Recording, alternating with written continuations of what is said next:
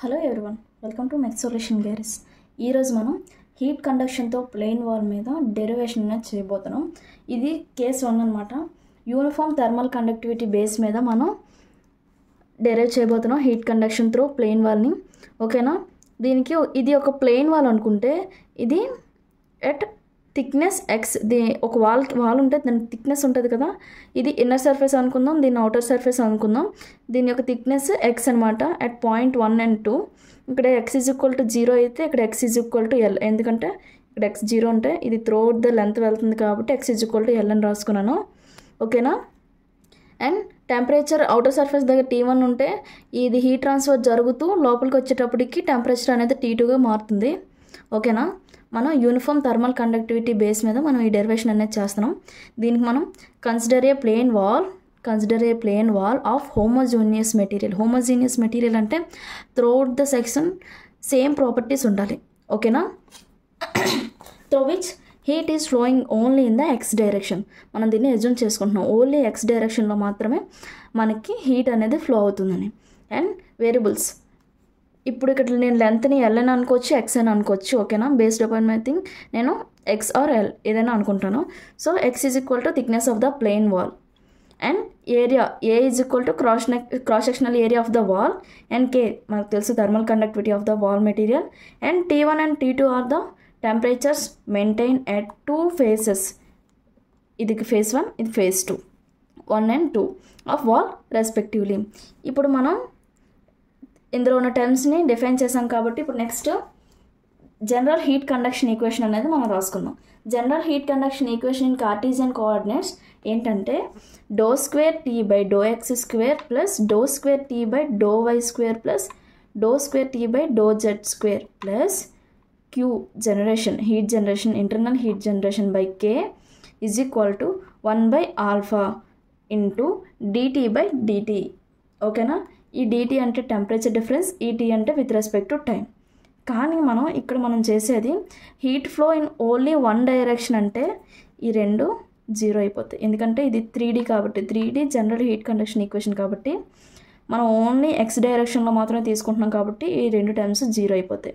And మనం ఇంకొక exemption చేసుకుంటాం ఏంటంటే ఇంటర్నల్ హీట్ ఎనర్జీ అనేది 0, ఇంటర్నల్ హీట్ ఎనర్జీ అనేది 0 కింద కన్సిడర్ చేస్తాం. సో మనం అప్పుడు ఏం రాసుకోవచ్చు, ఫోరియర్లో యూజ్ చేసుకొని నార్మల్గా for 1D heat transfer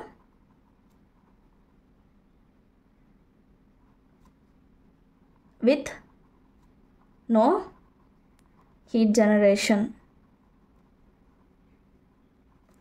and under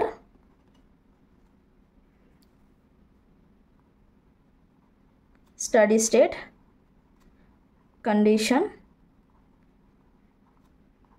heat conduction equation can be written as ∂2T/∂x² is equal to 0 అని మనం రాసుకోవచ్చు. ఓకేనా, 1D హీట్ కండక్షన్ అనేటప్పటికి ఇది ఒక టర్మే వస్తుంది. మనం ఇంటర్నల్ హీట్ జనరేషన్ 0 అనుకుంటున్నాం కాబట్టి ∂2T/∂x² ఈజ్ ఈక్వల్ టు 0 అని మనం అనుకోవచ్చు. దీనిని నేను ఈక్వేషన్ 1 కింద రాసుకుంటున్నాను. ఓకేనా, దీన్ని ఈక్వేషన్ 1 అనుకుంటే దీన్ని నేను 2 times ఇంటిగ్రేషన్ చేస్తాను. ఓకేనా, నేను నెక్స్ట్ పేజ్ మూవ్ చేస్తున్నాను. ఓకేనా, ∂2T/∂x² ఈజ్ ఈక్వల్ టు 0. దీన్నే కదా మనం ఈక్వేషన్ 1 అనుకున్నాం, దీన్ని 2 times ఇంటిగ్రేట్ చేద్దాం.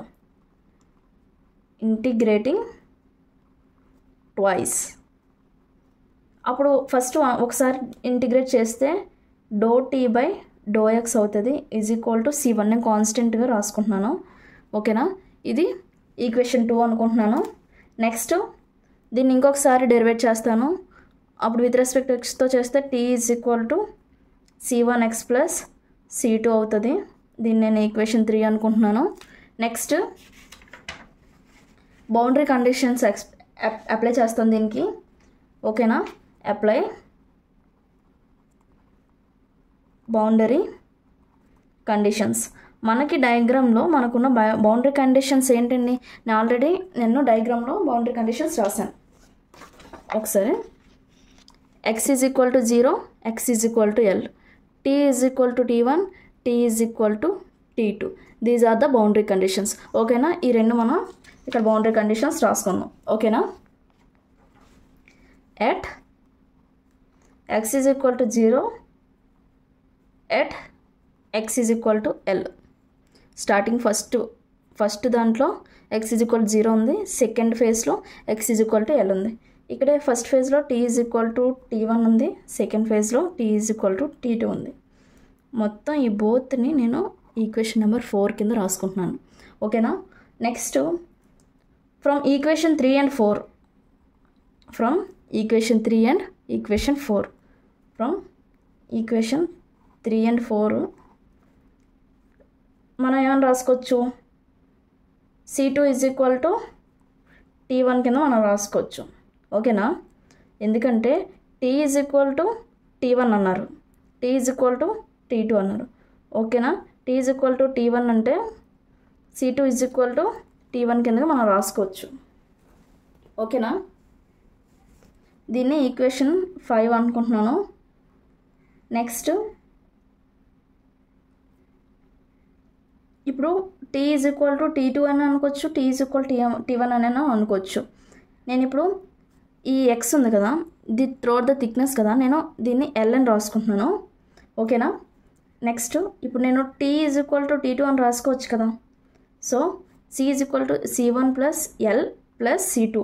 దీన్ని నేను ఇప్పుడు T2 is equal to C1 L plus C2 ఇలా రాసుకోవచ్చు కదా. నేను దీన్నే మనం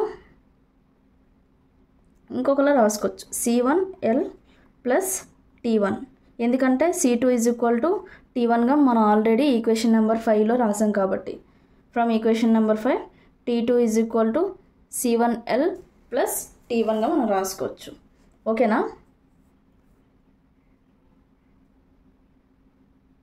నెక్స్ట్ ఇప్పుడు దీన్ని ఎలా రాసుకోవచ్చు? T2 is equal to C1 L plus T1. ఓకేనా?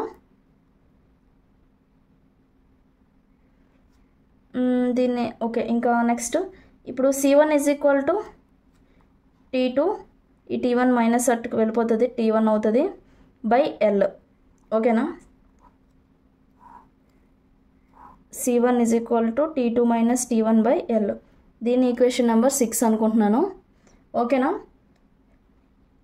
ఈ C1 వాల్యూ, ఇది C2 వాల్యూ కదా, C2 is equal to T1 అనుకున్నాం కదా మనం. ఓకేనా? ఈ C1 వాల్యూ, ఈ C2 వాల్యూని ఈ ఈక్వేషన్ నెంబర్ 3లో మనం సబ్స్టిట్యూట్ చేసుకుందాం. ఈ సైడ్ నేను రాస్తున్నాను. ఓకేనా?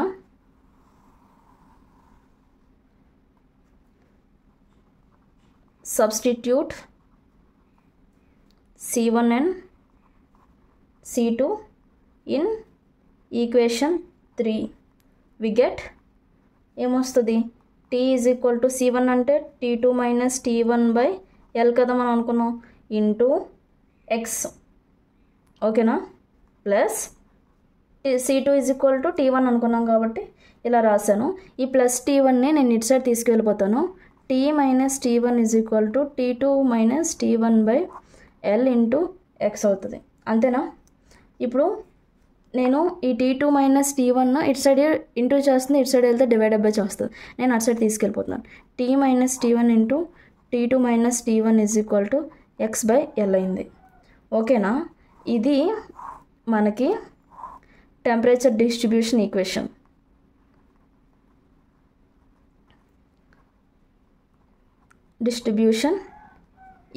అంటారు. ఓకేనా?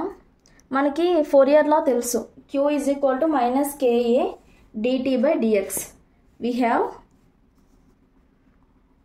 have q is equal to minus KA dt by dx. So మనం ఈ వాల్యూస్ ఇక్కడ x బై L ఉంది కదా, ఈ x బై Lని మనం dt ప్లేస్లోనే మనం ప్లేస్ చేసుకుందాం, t ప్లేస్లో. ఓకేనా?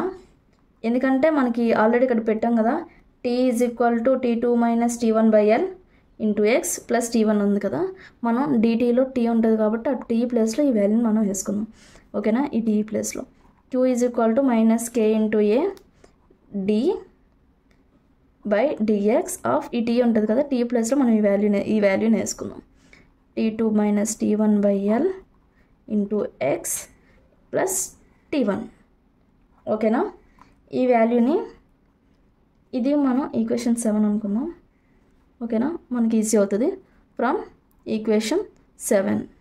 ఓకేనా, మనకి అండర్స్టాండింగ్ కోసం. ఓకేనా, నెక్స్ట్ దీన్ని మనం సింప్లిఫై చేస్తే మనకి మైనస్ కే ఏ ఇలానే ఉంటాయి. dt by DX with respect to ఎక్స్తో మనం చేస్తున్నప్పుడు T2 మైనస్ T1. ఓకేనా, T2 minus T1 by L అనేది ఉంటుంది. విత్ రెస్పెక్ట్ టు ఎక్స్తో చేసినప్పుడు x1 అయిపోతుంది కాబట్టి T2 మైనస్ T1 ఉంటుంది. ఓకేనా, నెక్స్ట్ ఇది మైనస్ టర్మ్ ఉంది కదా, మైనస్ టర్మ్ని ప్లస్ చేసుకోవాలంటే k A T1 minus T2 by L మనం చేసుకుంటాం. ఓకేనా, this is the formula for heat transfer in plane wall. ఓకేనా, హీట్ ట్రాన్స్ఫర్ ఇన్ ప్లెయిన్ వాల్కి ఇది ఫార్ములా. ఇలా కాకుండా మనం ఇప్పుడు థర్మల్ రెసిస్టెన్స్లో మనం ఈ టర్మ్ మనం రాయాలనుకుంటే మనం ఈ ఎల్ ఉంది కదా, ఈ కేఏని ఇటువైపు తీసుకెళ్ళిపోతాం. Q is equal to T1 minus T2 by L by k A రాసుకోవచ్చు కదా మనం. ఇలాగా పైకి వెళ్ళిపోతే ఇక్కడ ఇంటూ చేస్తుంది. ఓకేనా, ఇది కూడా మనకి ఇంకొక formula. L by KA is nothing but the thermal resistance formula అండి. L by KA is equal to thermal resistance. ఓకేనా, మనం థర్మల్ రెసిస్టెన్స్ మనకు ఒకవేళ సమ్లో ఇచ్చాడంటే Q is equal to T1 minus T2 by thermal resistance. ఇది కూడా ఇలా అయినా రాసుకోవచ్చు. ఓకేనా, ఒకవేళ మనకు సమ్లో ఎల్ ఇచ్చాడంటే L and A and thermal conductivity 3 ఇస్తే ఇది వేసుకోవచ్చు, లేకపోతే సింపుల్గా ఇది కూడా వేసుకోవచ్చు, లేదా థర్మల్ రెసిస్టెన్స్ ఇస్తే ఈ ఫార్ములా కూడా వేసుకోవచ్చు. ఇది total derivation of the plane wall అండి. ఓకేనా, థ్యాంక్ యూ సో మచ్. ఈ వీడియో మీకు నచ్చినట్టయితే లైక్ చేయండి, షేర్ చేయండి, సబ్స్క్రైబ్ చేయండి. మీకు ఎటువంటి డౌట్స్ వచ్చినా కామెంట్ సెక్షన్లో కామెంట్ చేయండి, నేను వెంటనే రెస్పాండ్ అవుతాను. Thank you so much.